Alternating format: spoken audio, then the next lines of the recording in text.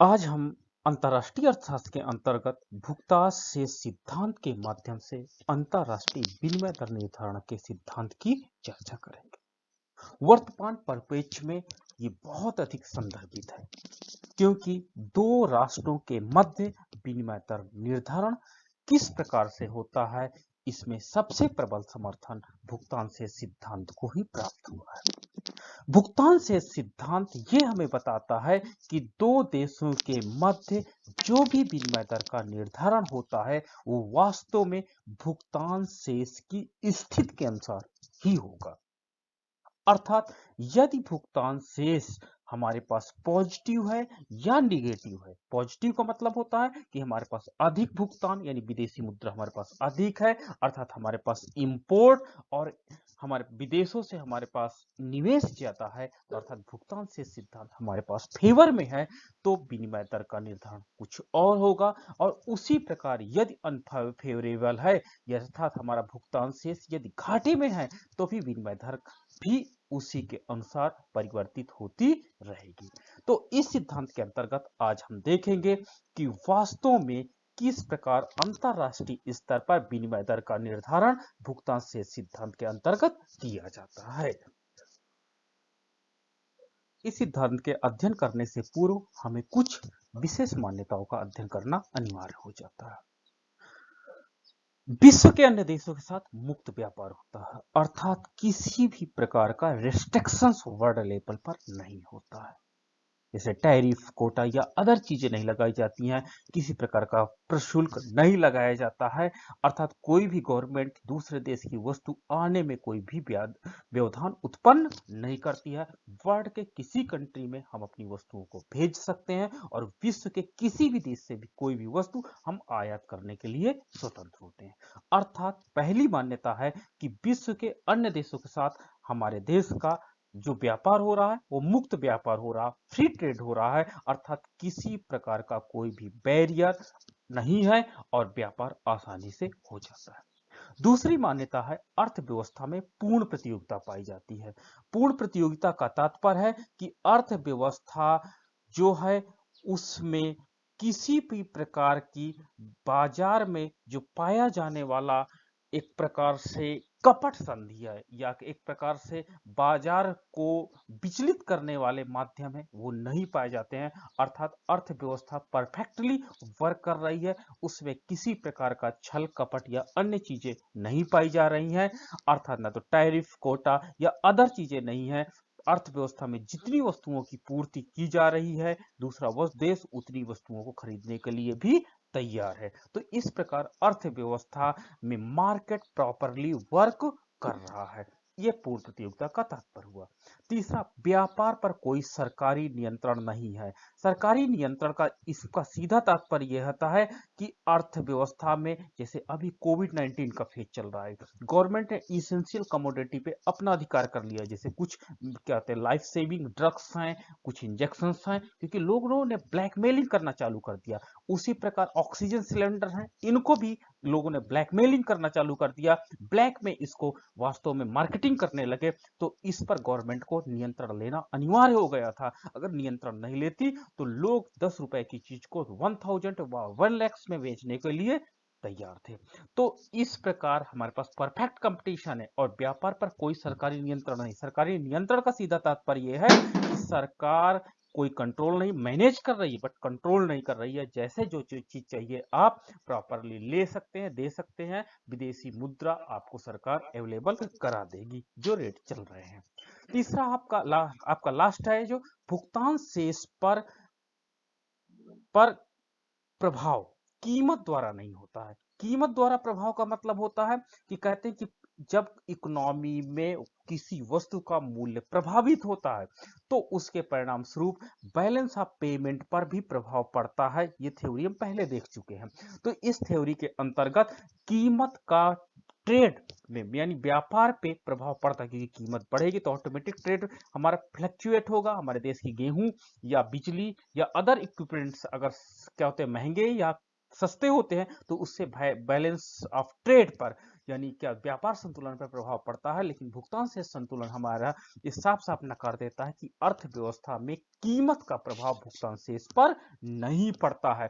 अर्थात अर्थव्यवस्था में किसी भी प्रकार का, ये हमारे पास देख सकते हैं कि इसका कीमत द्वारा भुगतान शेष पर कोई भी प्रभाव नहीं पड़ता है, तो ये हमको एक कंसीडर करना पड़ेगा। तो ये इसका प्रभाव इस पर नहीं है, ये हमको देखना पड़ेगा।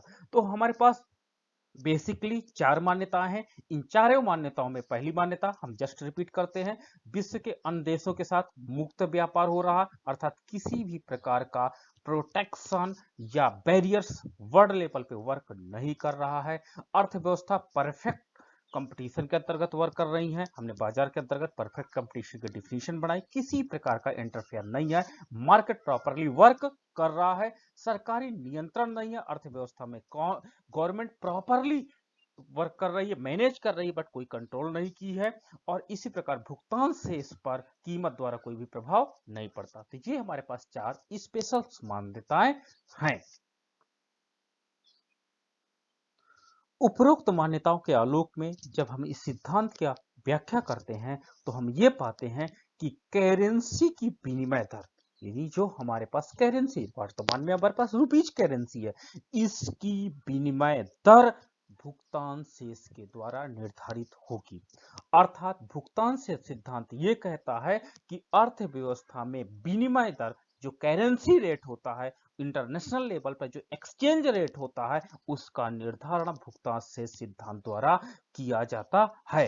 अर्थात ये सिद्धांत ये समर्थन करता है कि अर्थव्यवस्था में विनिमय दर का निर्धारण भुगतान शेष सिद्धांत द्वारा होता है। अर्थात विनिमय दर का निर्धारण अर्थव्यवस्था में बैलेंस ऑफ पेमेंट के द्वारा किया जाता है। ये मेन पॉइंट है।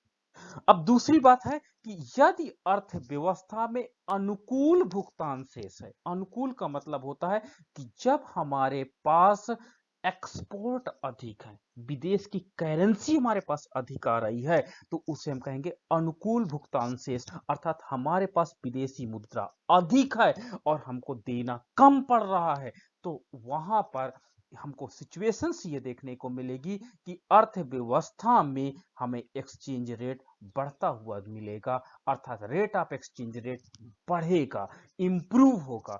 हम इसको इस फॉर्म में भी देख सकते हैं कि यहाँ पर export is greater than import, वास्तव में हमने ट्रेड के टर्म से यूज किए हैं, बट आप बैलेंस ऑफ पेमेंट के टर्म से आप इसको कंसीडर करिए कि जब अर्थव्यवस्था में हमारे निर्यात अधिक होंगे, हम दूसरे देशों को बहुत अधिक वस्तुएं तथा सेवाएं बेचेंगे, तो उसके परिणाम स्वरूप ढेर सारा विदेशी मुद्रा हमको मिलेगा।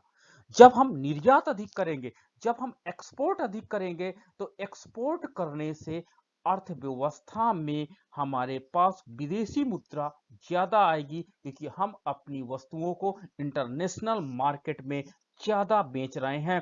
और इंपोर्ट का सीधा तात्पर्य यह है कि अर्थव्यवस्था में जब हम कोई भी वस्तुओं को खरीदते हैं, तो खरीदने के परिणाम स्वरूप उसका भुगतान करना पड़ता है। जब हम खरीदेंगे कम, तो हमको भुगतान कम करना पड़ेगा। हमने अपने देश की वस्तुओं को ज्यादा खरीदा, तो हमको अपने देश की वस्तुओं के लिए भुगतान ज्यादा करना पड़ेगा। तो अनुकूल भुगतान शेष का तात्पर्य है कि जब अर्थव्यवस्था में अपने देश की वस्तुएं अन्य देशों को अधिक मात्रा में बेची जाती हैं और दूसरे देश से कम मात्रा में वस्तुएं आयात या खरीदी जाती हैं, तो अर्थात हमारे पास विदेशी मुद्रा का दूसरे देश के लोग भुगतान अधिक करते हैं और हमको दूसरे देशों को भुगतान कम करना पड़ता है, क्योंकि हमने आयात तो कम कर लिया है। मान लीजिए हम अंतरराष्ट्रीय स्तर पर गेहूं, चावल, दाल बहुत अधिक मात्रा में निर्यात करते हैं, तो उससे हमको पेमेंट प्राप्त हुआ, तो कहते हैं कि वास्तव में हम एक्सपोर्ट करने के बाद प्राप्त की गई विदेशी मुद्रा है। लेकिन हम विदेशों से मान लीजिए कि हमने तेल कम खरीदा, तो हमको देना कम पड़ा, तो हम क्या कहेंगे, अनुकूल भुगतान शेष है। यानी हमारे पास एक्सपोर्ट अधिक है, इंपोर्ट कम है, हमको देना कम पड़ता है और लेना अधिक होता है, अर्थात विदेशी मुद्रा का रिजर्व हमारे पास अधिक होगा। जब विदेशी मुद्रा का रिजर्व अधिक होगा, तो हमारे पास विनिमय दर इंप्रूव होती चली जाएगी और ये अर्थव्यवस्था में रेट ऑफ एक्सचेंज आपको बढ़ता हुआ दिखाई पड़ेगा। जैसे हमारे पास क्या होता है कि 1 रुपी इक्वल टू $1 है, तो फ्यूचर में ये एक्सचेंज रेट इंप्रूव हो जाएगी। वहीं इसके विपरीत यदि अर्थव्यवस्था में विपरीत भुगतान शेष है, विपरीत भुगतान शेष का तात्पर्य है कि अर्थव्यवस्था में हमारे पास देनदारी ज्यादा है और हमारे पास पैसा प्राप्त करने की मदद कम है, अर्थात हमारे एक्सपोर्ट कम है, हम निर्यात कम विश्व के देशों कर पाते हैं, जबकि उनसे हम मांगते अधिक है। जब विश्व को निर्यात कम कर पाएंगे और मांगेंगे अधिक तो हमारी एक्सचेंज रेट क्या हो जाएगी, वो कम होगी, और एक्सचेंज रेट कम होने से हमारी अर्थव्यवस्था क्या हो जाएगी, कमजोर होती चली जाएगी। तो इस प्रकार भुगतान से संतुलन सिद्धांत हमें यह कहता है कि अनुकूल भुगतान शेष विनिमय दर को बढ़ाता है और हमारी स्थिति को स्ट्रॉन्ग करता है।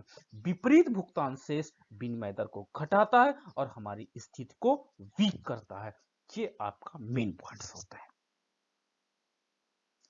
जहां पर विदेशी विनिमय की मांग और पूर्ति बराबर होती है वहां पर भुगतान से संतुलन सिद्धांत वर्क करता है, वहीं पर विनिमय दर का निर्धारण हो जाता है। फिर से हम रिपीट करते हैं, जहां पर विनिमय की मांग और विनिमय की पूर्ति दोनों बराबर हो जाती है वहां पर एक्सचेंज रेट संतुलन के रूप में हमें दर्शाता है। लेकिन अर्थव्यवस्था में यदि विदेशी विनिमय की मांग अधिक हो गई और विदेशी विनिमय की पूर्ति कम हो गई तो एक्सचेंज रेट हमारे पास क्या हो जाएगा, फ्लैक्चुएट करेगा, ऊपर या नीचे हो सकता है। तो सबसे पहले आज हम डिस्कस करेंगे विदेशी विनिमय की मांग क्या है और विदेशी विनिमय की पूर्ति क्या है। तो सबसे पहले हम डिस्कस करते हैं विदेशी विनिमय की मांग क्या है। तो विदेशी विनिमय की मांग, हमने कहा कि हम मांग क्यों करते हैं, हम पापा से अपने पैसा क्यों मांगते हैं, हमको कुछ चीजें पेमेंट करना होता है। तो विदेशी विनिमय की मांग, हम पापा से अपने मनी मांगते हैं, क्यों मांगते हैं, हम वस्तुएं तथा सेवाएं जो बाजार से लिए हैं उनके लिए हम पेमेंट कर सकें। तो विदेशी विनिमय की मांग भी यही है कि जब अर्थव्यवस्था में हम आयात कर लेते हैं तो उस आयात को पेमेंट करने के लिए हम अपने सरकार से कहते हैं कि हमको इतना पैसा एक्सचेंज करके दे दीजिए ताकि हम विदेश की कंपनी को पैसा पेमेंट कर सकें। तो इसके अंतर्गत हम क्या करते हैं, बाहर के देशों से खरीदी गई वस्तुएं, मान लीजिए हमने अमेरिका से कुछ पेन्स खरीद लिए, उसको अब पेमेंट करना है। हमने कुछ लैपटॉप्स खरीद लिए, एचपी के लैपटॉप्स खरीद लिए, उसके लिए हमको पेमेंट करने हैं।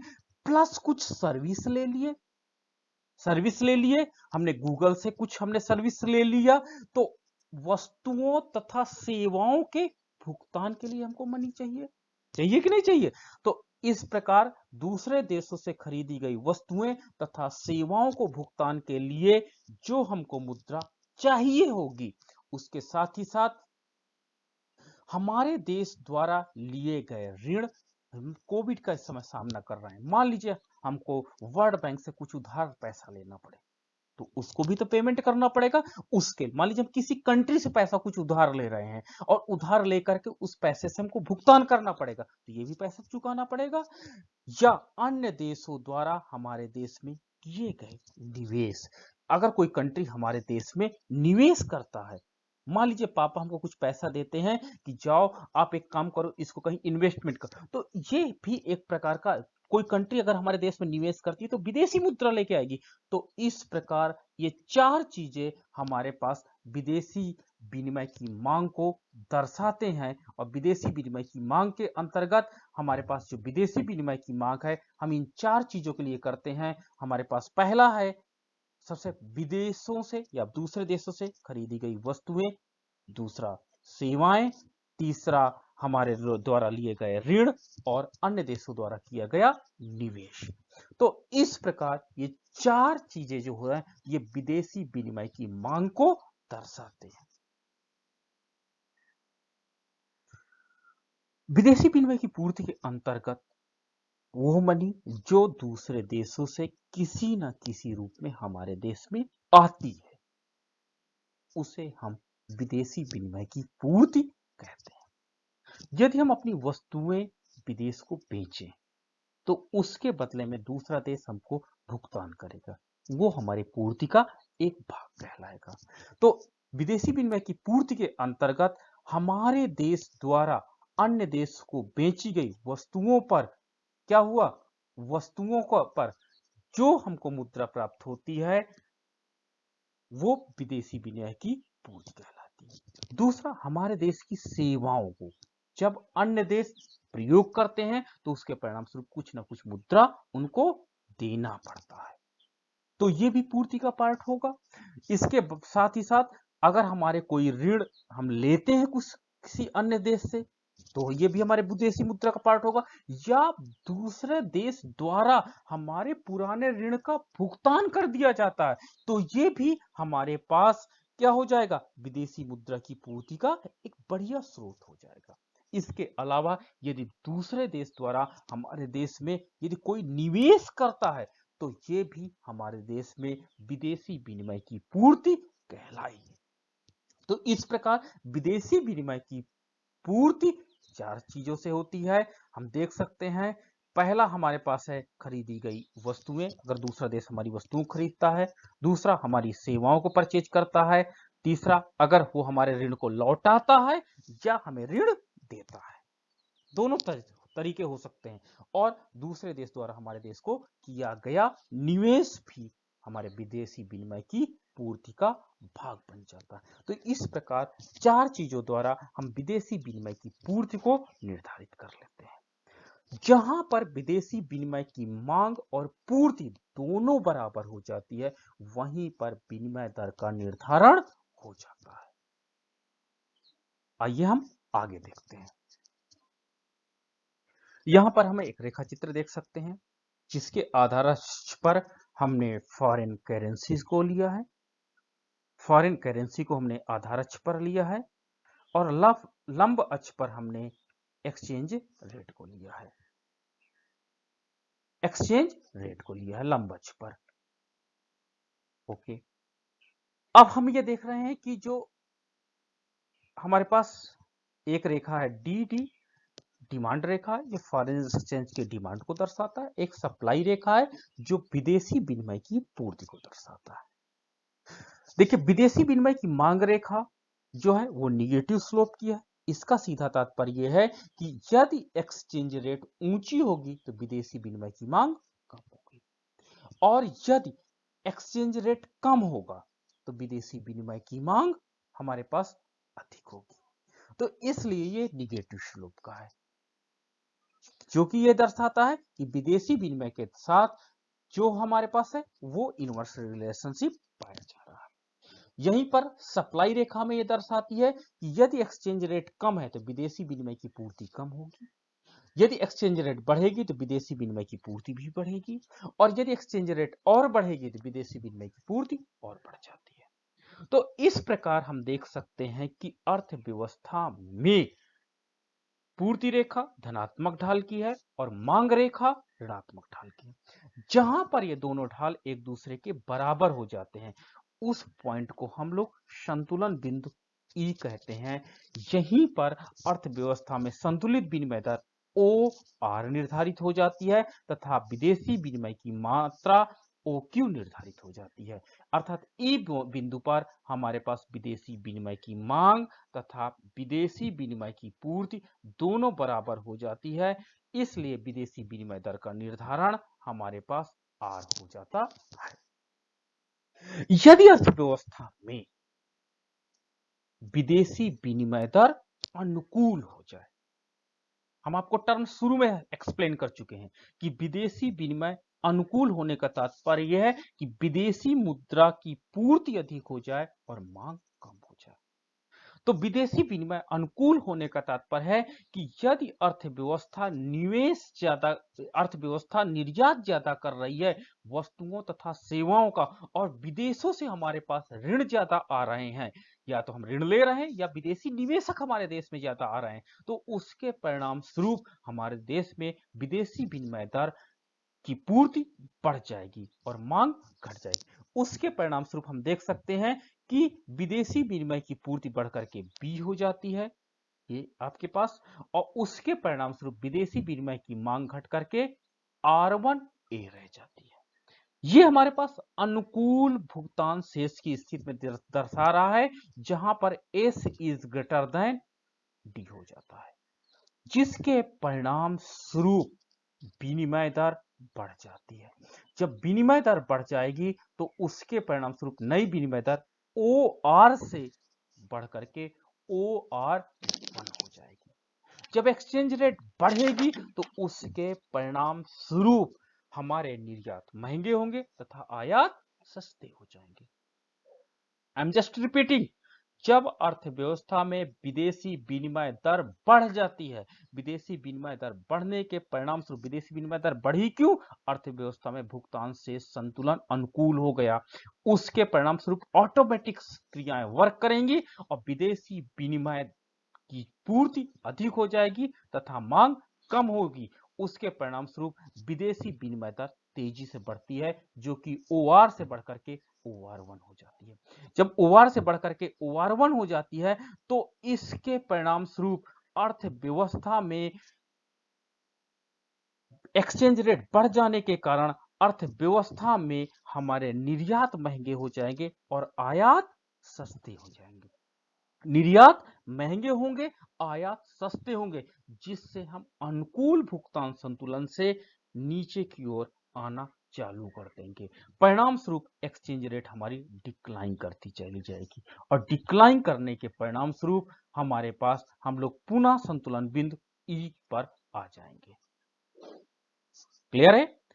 हम फिर से रिपीट कर रहे हैं, जब अर्थव्यवस्था में भुगतान से संतुलन अनुकूल होता है तो विनिमय दर बढ़ जाती है, विनिमय दर बढ़ने के परिणाम स्वरूप ऑटोमेटिक निर्यात महंगे हो जाते हैं और आयात सस्ते हो जाते हैं। लोग निर्यात कम करते हैं तथा आयात अधिक करने लगते हैं, जिसके परिणाम स्वरूप एक्सचेंज रेट, जो हमने यहाँ ग्रीन पेन से दिखाया, एक्सचेंज रेट ऑटोमेटिक डाउनफॉल होने लगती है और हमारे पास ये जो सरप्लस की स्थिति होती है, ये सरप्लस की स्थिति E बिंदु पर आकर पुनः समाप्त हो जाती है।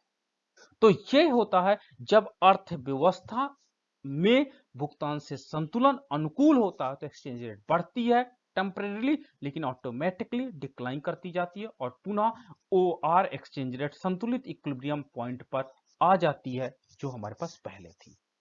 अब हम देखते हैं कि किस प्रकार से जब भुगतान से प्रतिकूल होता है तो इसके परिणाम स्वरूप अर्थव्यवस्था में एक्सचेंज रेट ऑटोमेटिक अपग्रेड करेगी और अर्थव्यवस्था को बैलेंस में ले आएगी। मान लीजिए हम पुनः ई बिंदु पर हैं, जहां पर डिमांड और सप्लाई विदेशी विनिमय की बराबर है, एक्सचेंज रेट हमारे पास OR है, विदेशी विनिमय की मात्रा OQ है। किसी कारण से अर्थव्यवस्था में भुगतान से संतुलन प्रतिकूल हो जाता है। आई एम जस्ट रिपीटिंग, जब अर्थव्यवस्था में भुगतान से संतुलन प्रतिकूल हो जाता है। भुगतान से संतुलन प्रतिकूल होने का तात्पर्य यह है कि जब अर्थव्यवस्था में विदेशी विनिमय की डिमांड ज्यादा हो जाती है तथा उसकी सप्लाई कम हो जाती है, अर्थात हमारी एक्सचेंज रेट घट करके OR2 पर आ जाती है। OR2 पर हम देख सकते हैं कि विदेशी विनिमय की मांग R2H है तथा इसकी पूर्ति R2G है, अर्थात G और H हमारे पास एक्सेस डिमांड है, जिसके लिए हम विदेशी मुद्रा मांगते हैं, जिसके परिणाम स्वरूप विदेशी विनिमय दर डिक्लाइन करके ऑटोमेटिकली OR2 हो जाती है, यानी हमारी क्या हो जाएगी, एक्सचेंज रेट डिक्लाइन कर जाएगी। जब डिक्लाइन कर जाएगी तो उसके परिणाम स्वरूप हमारे जो निर्यात होंगे वो सस्ते हो जाएंगे और आयात महंगे हो जाएंगे। जब अर्थव्यवस्था में प्रतिकूल भुगतान से संतुलन होता है तो उसके परिणाम स्वरूप हमारे पास एक्सचेंज रेट डिक्लाइन कर जाती है। जब एक्सचेंज रेट डिक्लाइन कर जाती है तो उसके परिणाम स्वरूप हमारे निर्यात क्या हो जाते हैं, सस्ते हो जाते हैं और आयात महंगे हो जाते हैं। देश के लोग निर्यात अधिक करना पसंद करते हैं और आयात कम करना पसंद करते हैं, जिसके परिणाम स्वरूप हमारा एक्सचेंज रेट पुनः उठना प्रारंभ करता है और हम पुनः संतुलन पॉइंट R पर आ जाते हैं। संतुलित बिंदु हमारे पास E रहता है, जहां पर डिमांड एंड सप्लाई बराबर हो जाती है और संतुलित विनिमय दर OR प्राप्त होती है। तो इस प्रकार यदि अर्थव्यवस्था में अनुकूल भुगतान से संतुलन हो या प्रतिकूल भुगतान से संतुलन हो तो ऑटोमेटिक क्या होती है, हमारे पास जो एक्सचेंज रेट होता है वो अपग्रेड हो जाएगा या डाउनवर्ड हो जाएगा, जिससे अर्थव्यवस्था पुनः संतुलन बिंदु E पर आ जाता है। यही भुगतान से संतुलन द्वारा विनिमय दर का निर्धारण कहलाता है। Thank you.